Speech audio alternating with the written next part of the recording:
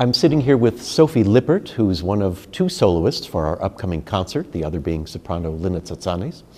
And I wanted to give you a little background about how Sophie's and my collaborative relationship came to be.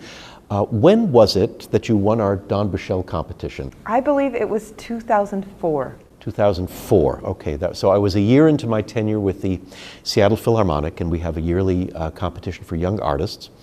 And the result was a charming performance of Rhapsody in Blue, which I still remember, and the orchestra still does. And so Sophie is returning to us for the first time since then as a soloist with now a track record and years of experience. So I wanted to turn it over to you. Tell us a little bit about you and what you've been doing in the interim since those days of 2004, and then we can talk about how we happily got together for this piece. I graduated from high school, went on to Rice University, studied under John Kimura Parker, who is a friend of yours and speaks highly of you and the Philharmonic, and graduated and had a huge amount of resources musically under my belt and a huge amount of hours playing at the piano, and was immediately ready to do something else besides just music. So I helped manage and then own a restaurant in Houston and played and taught a little bit on the side musically, but then when I moved to Portland, I opened a yoga and wellness studio as a way to create community in a really beautiful way. So that all led me on this very circuitous path back to the realization that really at the core of who I am is a musician. I think I just needed to dabble a little bit in these different ways and then remember that this essence, this core of who I am is just lights up and feels a totally different element of being at home in myself and being at home in the woman that I want to be in the world when I'm at the piano. So interestingly, what brought us back together was Rhapsody in Blue. Yes. A couple of seasons ago, Aloysia Friedman and her husband, John Kimura Parker, are the artistic heads of the Orcas Island Chamber Music Festival. And they had asked me up there. We did an outdoor concert that was a gift to the community, and we did the original jazz band orchestration of Rhapsody in Blue with John playing and me conducting. And I can't remember if it was after the performance or between the rehearsal and the performance, suddenly up popped Sophie, whom I'd not seen in so many years, and we, oh, great to see you, and we caught up. And then, as is so often the case with me, I found this piece of music by Elsa Barraine, whose second symphony we did at the Philharmonic a couple of years ago.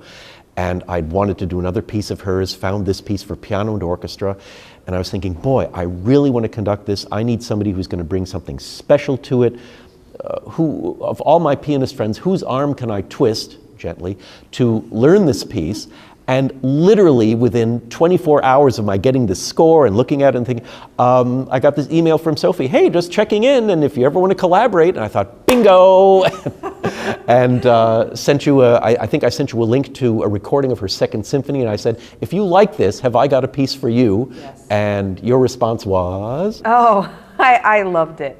It is, I was just reflecting on how the music that Elsa composes is such an interesting assortment of qualities. It is compellingly fiery and rhythmic and dissonant, but also harmonic, and the scales she uses it's a really magical assortment of kind of tone qualities and sound qualities.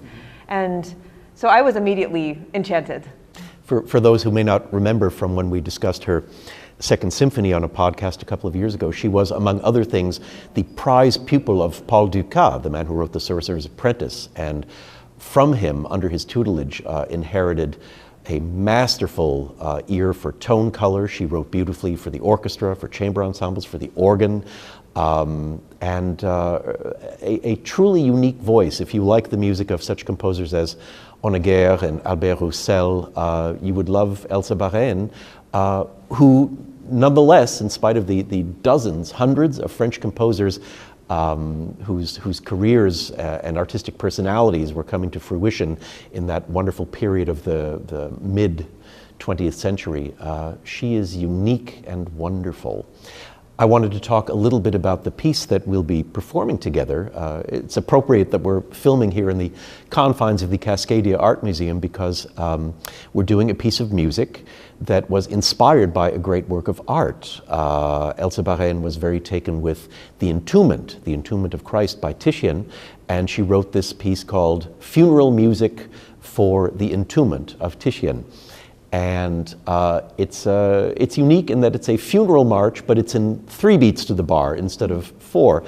And it is in some ways sort of a loose passacaglia, which is to say there's a melody which is introduced in the solo piano right off, which permeates the entire piece.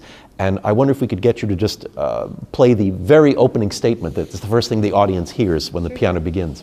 Yes.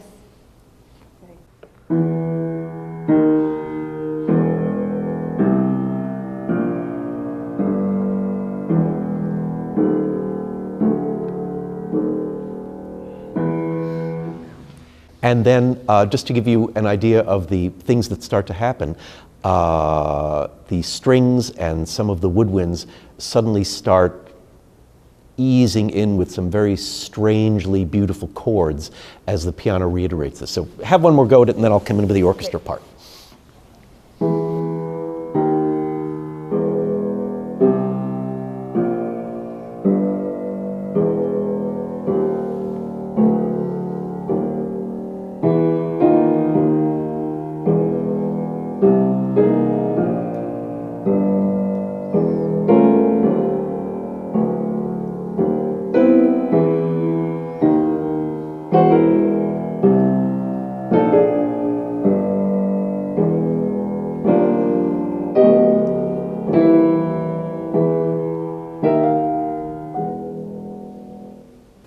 So the stage is immediately set for a short but very potent work of much drama, of much tragedy, and eventually a very beautiful resolution.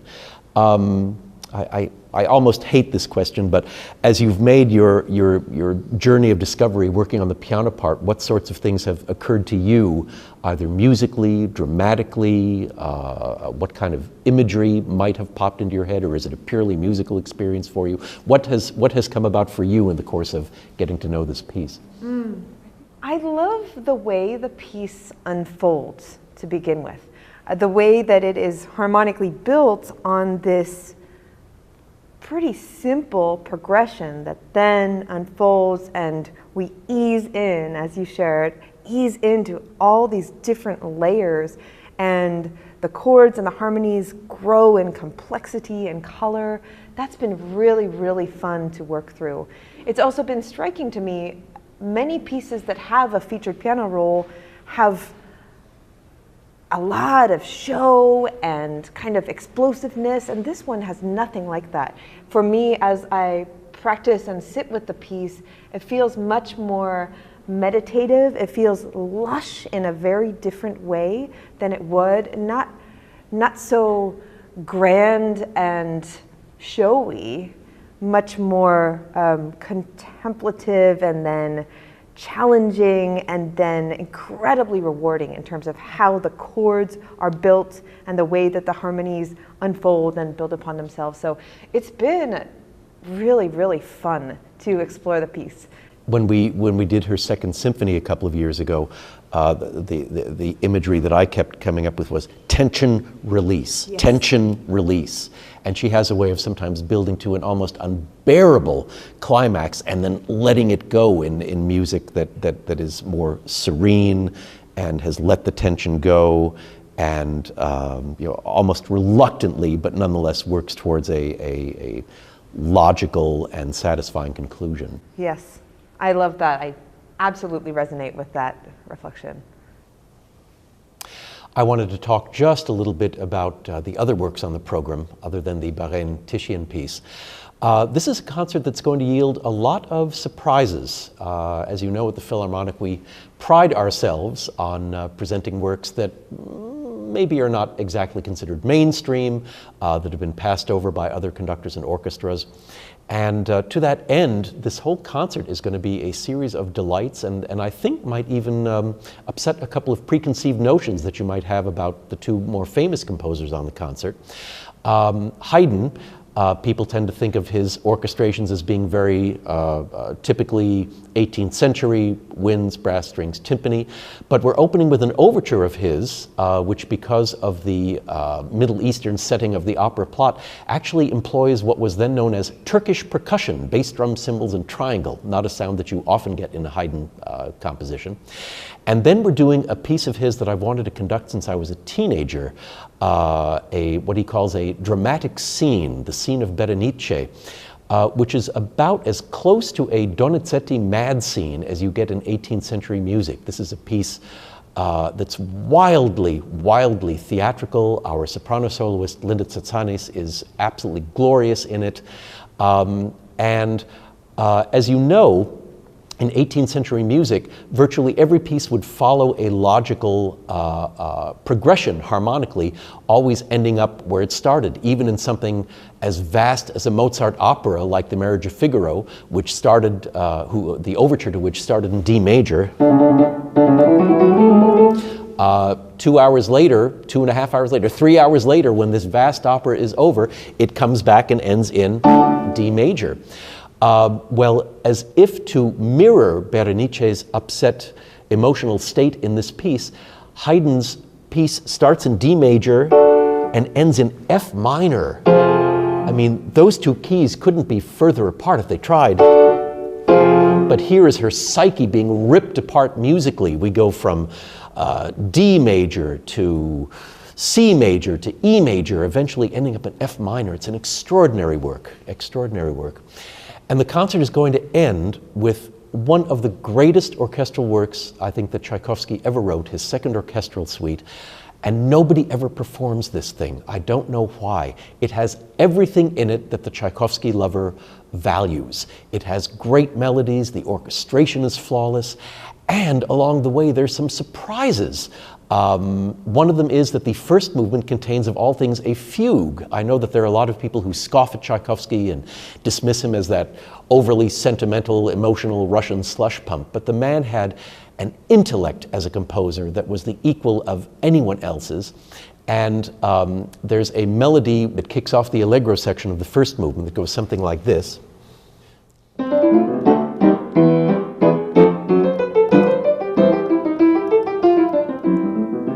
It's almost as if he's gently making fun of Bach fugues with a lot of sequences built in, but this is the fugue subject.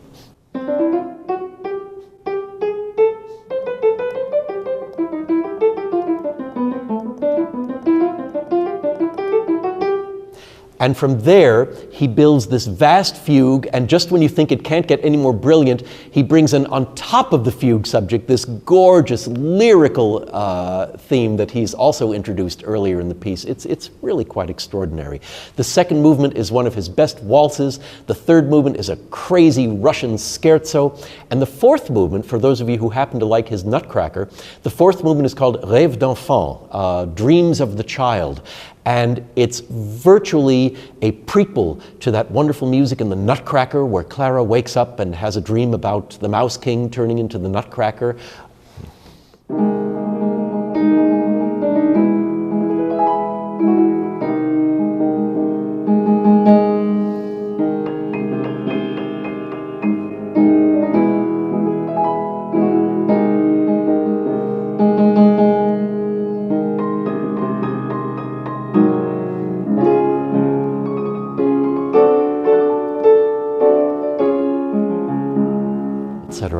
Well, again, this music of childlike fantasy and adroit use of the harp, and he creates a childlike scene of, perhaps it's even a little bit of a nightmare, but that eventually subsides into a peaceful bedtime, and the piece ends with a rollicking, very rough kind of countryish dance such as only Tchaikovsky could write.